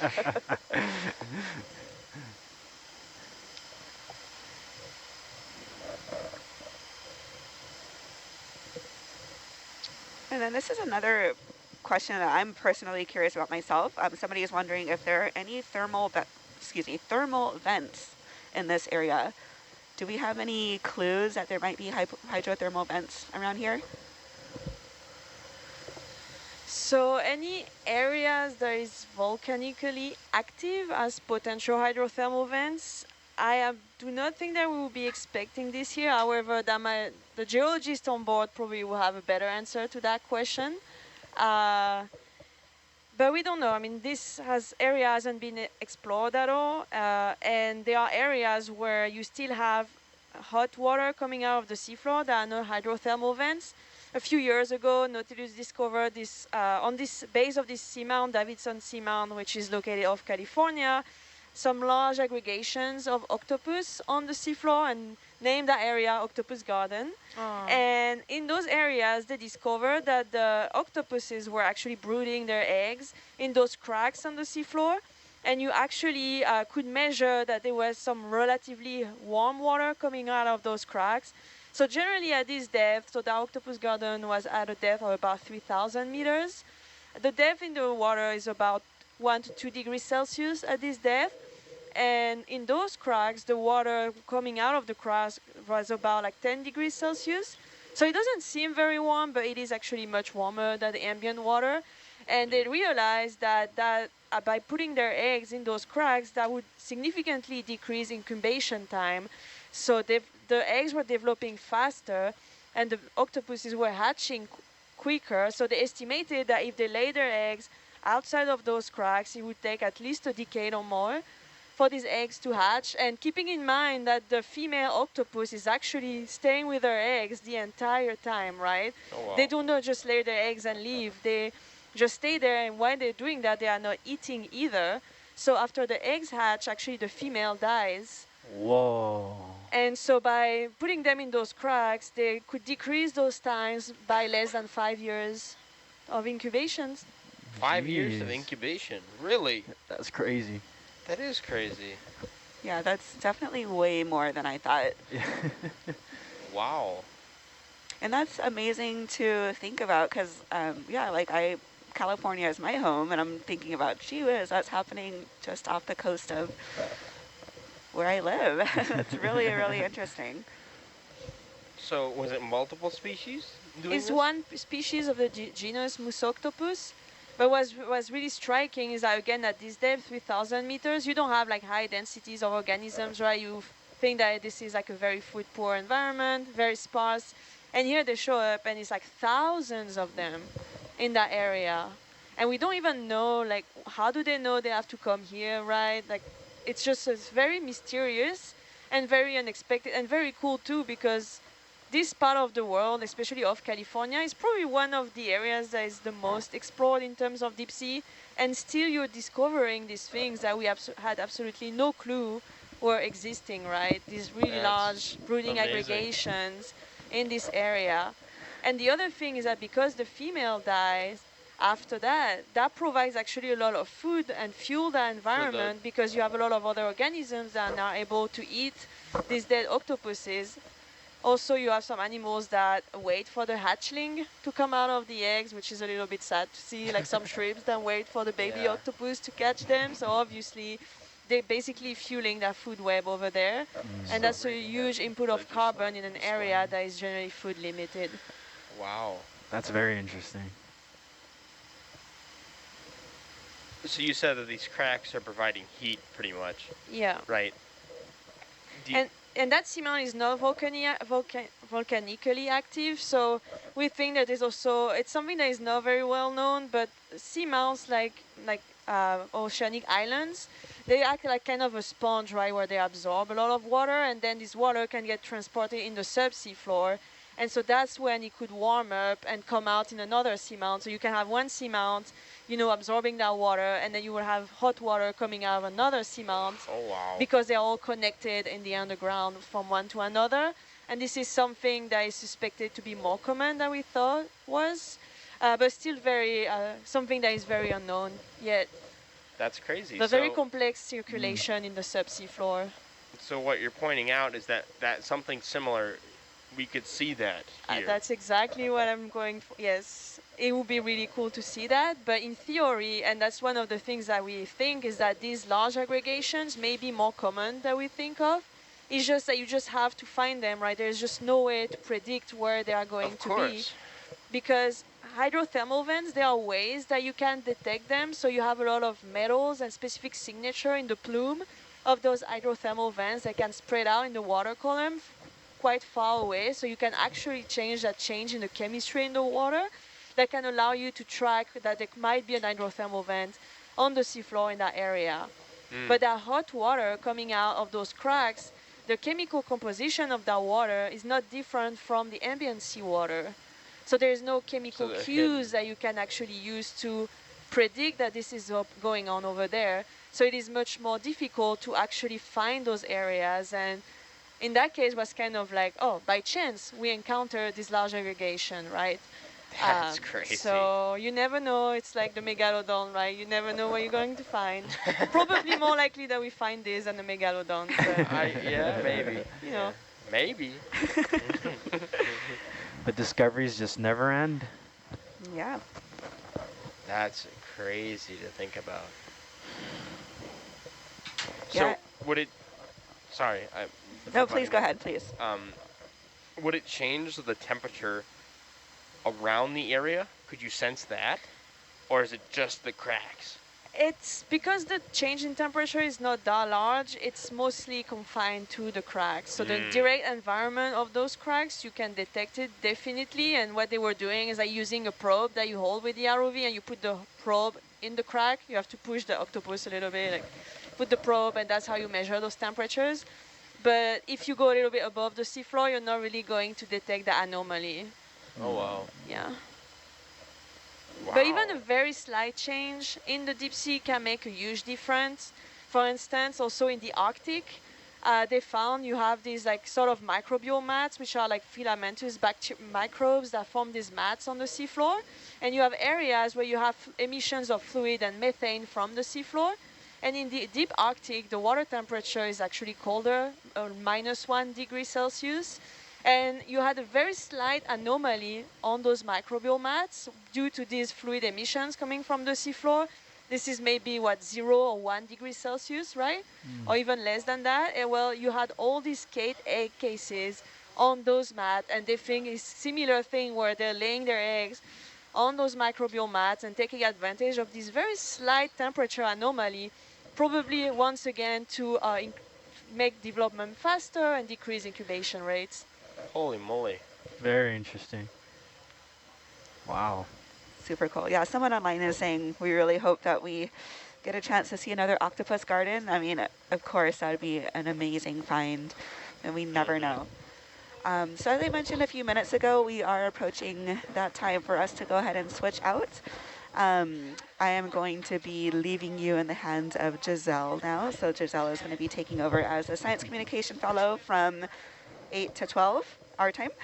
And yeah, so again, we're currently exploring this, or about to begin our exploration of this seamount, and we are expecting to be exploring for the next 14 hours or so. So keep staying tuned, and maybe you'll hear me again in a few hours as we continue exploring this seamount. All right, thank you, everybody. Take care.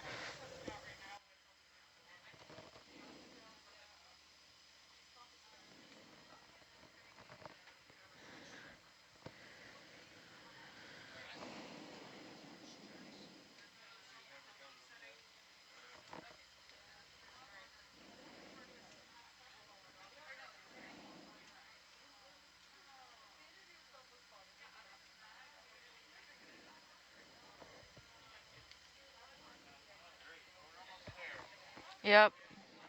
Maybe about 200 meters off. About 100 meters off.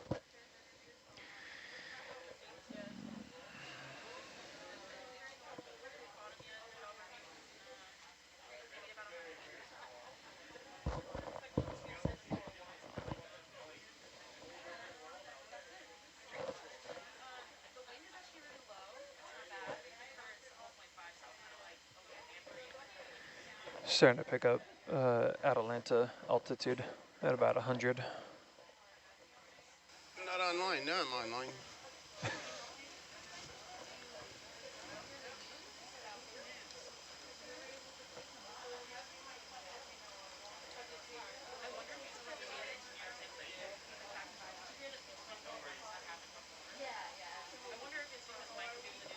There you go, starting to get beams.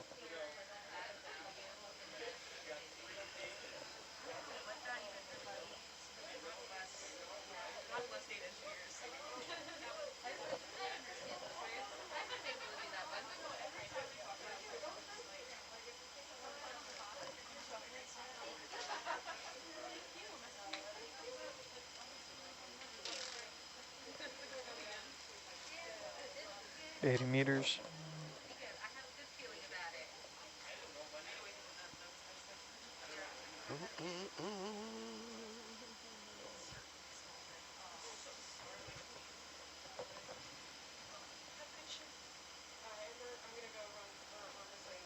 Okay, slowing down. Raj.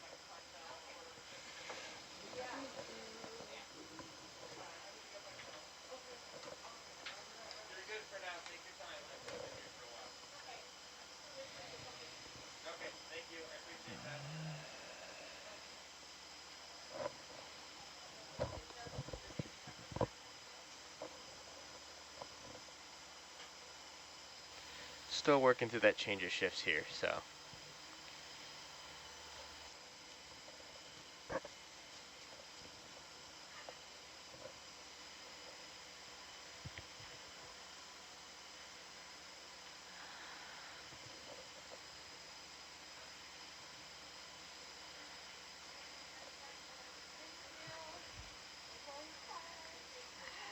There we go. Got my sleeves ready.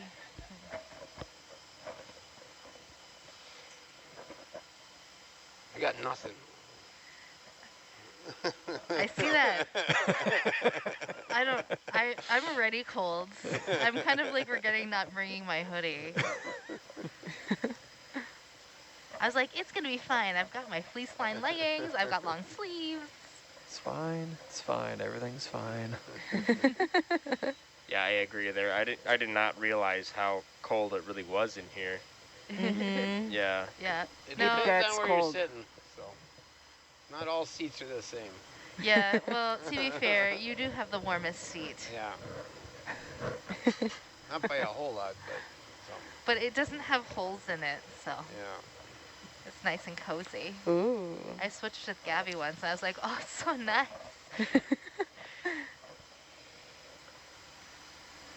30 meters.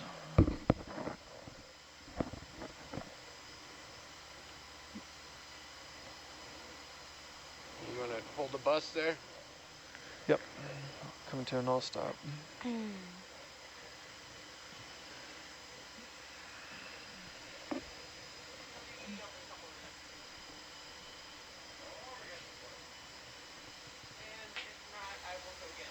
Seafloor.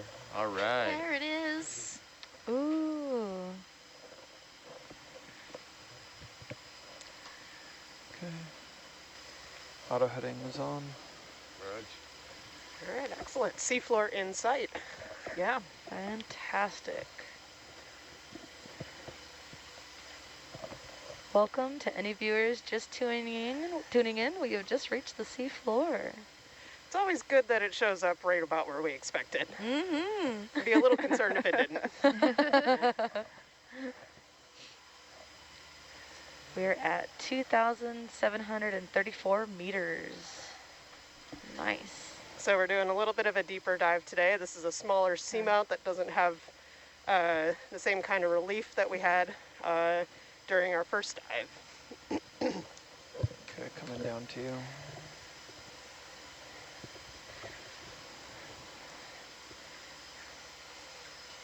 I must say, here the rocks look a lot easier to grab, potentially. Ooh, they do. Yeah, I think it will be easier to You're sample. doing your thing. Yeah. I'm doing my thing. I'm going to give you DVL. Raj. Ooh. All right, so we're going to sit back for a few minutes, let the pilots get themselves settled on the seafloor, and once they signal Where'd that they they're go? ready, we'll get things moving. Roger, roger. Where'd you go? I think you reset me in the wrong spot there. I think I didn't have a fix. Need to Ah. switch back. Put me off on the moon somewhere.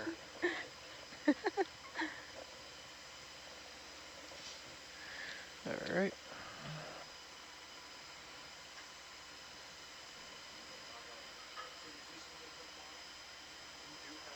There you go.